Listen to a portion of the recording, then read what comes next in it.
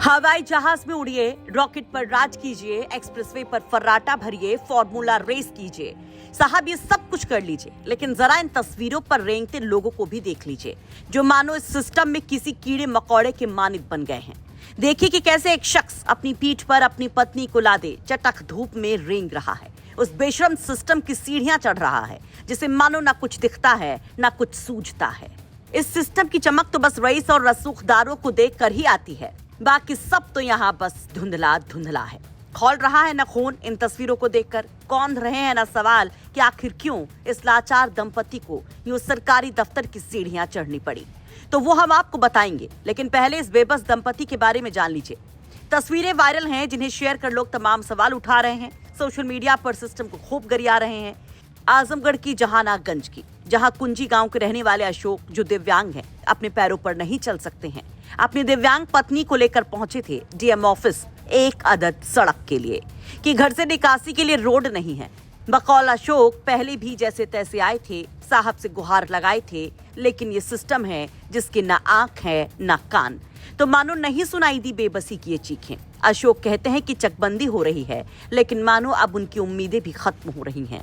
कहते हैं कि बारिश में पानी भर जाता है, निकलना मुश्किल हो जाता है, कीचड़ से गुजरना बेबसी का आलम बयां कर जाता है। भैया अशोक कुमार, कहाँ के रहने वाले हैं? कुंजी जहानागंज। इसलिए आप आए जानकारी मौके की? आया था रोड के चक्कर में सर, हमारे पास रोड नहीं, हम बहुत रोड की समस्या है।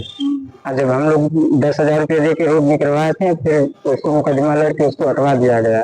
फिर आदमी परेशान होकर फिर गया चेक करने, तो रोड नहीं था कागज में। फिर मैं भाग के डीएम साहब के आया, एक बार और एप्लीकेशन दिया था, दूसरी की बार में फिर आया इनके यहाँ। कितने बार लगभग आप आए?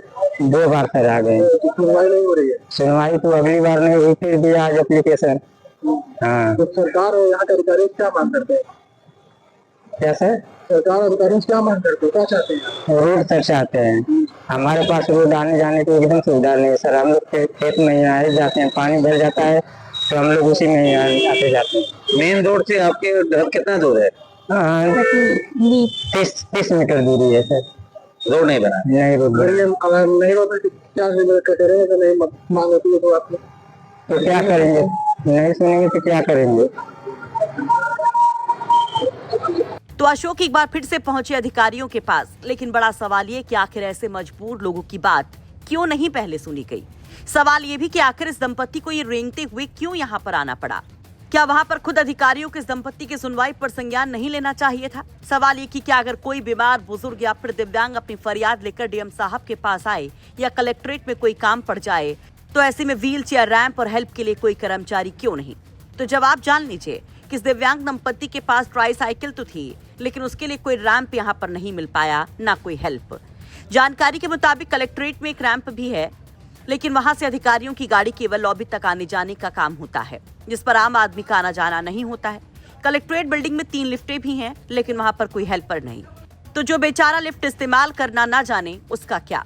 लेकिन सवाल बड़ा ये कि जब पहली बार गुहार लगाई गई, तभी एप्लीकेशन पर क्यों नहीं कोई सुनवाई हुई। लेकिन अब जब ये वीडियो सोशल मीडिया पर वायरल है, तो रेवेन्यू अधिकारी कहते हैं कि संज्ञान में मामले को लिया गया है, कोई हल निकाला जाएगा। उनके प्रार्थना पत्र को देखने से ये लग रहा था कि गांव चकबंदी में चल रहा है। वो अपने घर तक चकरोड को निकलवाना चाहते हैं, मतलब चकरोड बनवाना चाहते हैं। प्रार्थना पत्र देखने से ऐसा लग रहा है कि उनके वहां तक चकरोड नहीं, चकबंदी ने स्थापित किया है, वो वहां स्थापित कराना चाहते हैं। तो वो हमने एसओपी साहब के लिए मार्क किया है कि जो नियमानुसार अगर है तो फिर करना चाहिए। तो उनकी जो समस्या थी उस पर विचार किया गया। आजमगढ़ से आई इन तस्वीरों पर आप क्या कहेंगे? कमेंट बॉक्स में अपनी राय जरूर रखें। आजमगढ़ से राजीव कुमार की रिपोर्ट, यूपी तक।